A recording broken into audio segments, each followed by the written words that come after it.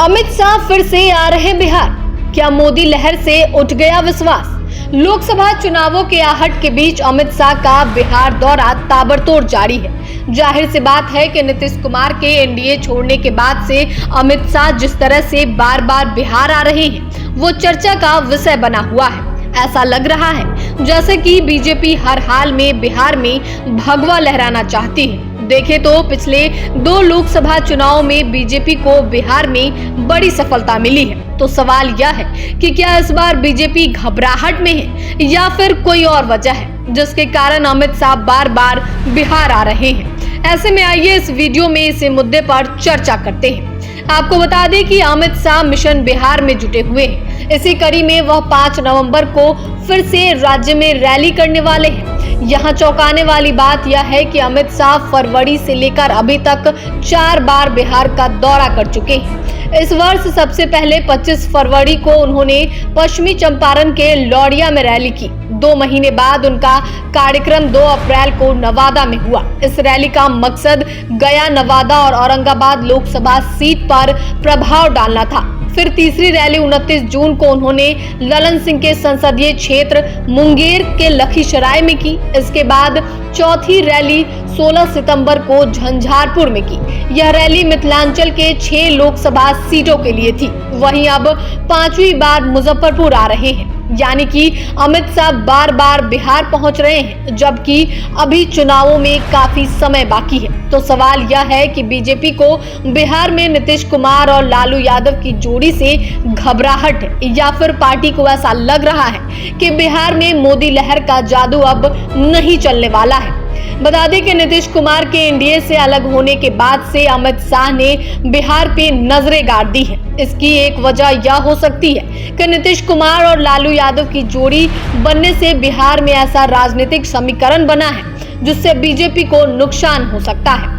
देखें तो नीतीश कुमार और लालू यादव न सिर्फ अपनी पार्टी का बल्कि बिहार के भी एक ब्रांड है। कहीं ना कहीं बिहार की राजनीति पिछले 30 सालों से इन्हीं दोनों नेताओं के इर्द गिर्द घूमती नजर आ रही है। हालांकि बीते कुछ समय पहले तक ये दोनों परस्पर विरोधी थे।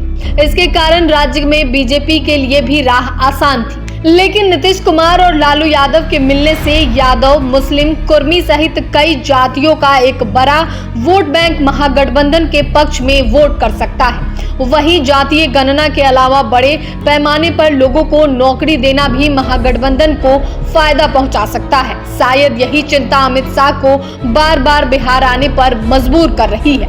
हालांकि लोकसभा चुनाव में बिहार में मोदी लहर का असर खूब देखने को मिलता रहा है।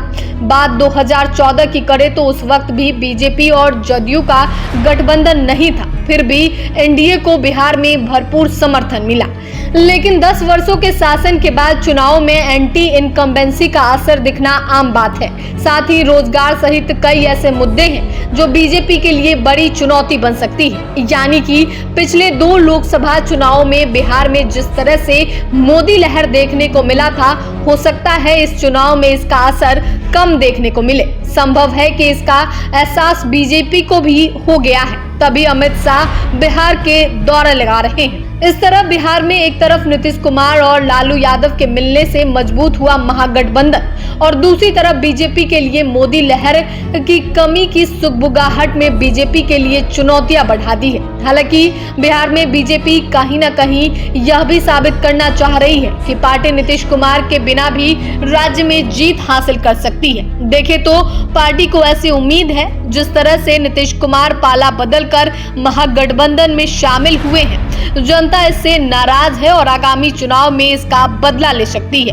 खैर, कारण चाहे जो भी हो, अमित शाह का बार बार बिहार आना सुर्खियों में है। अब बिहार की जनता इस बार बीजेपी और महागठबंधन में किस पर भरोसा जताती है, यह देखना दिलचस्प होगा।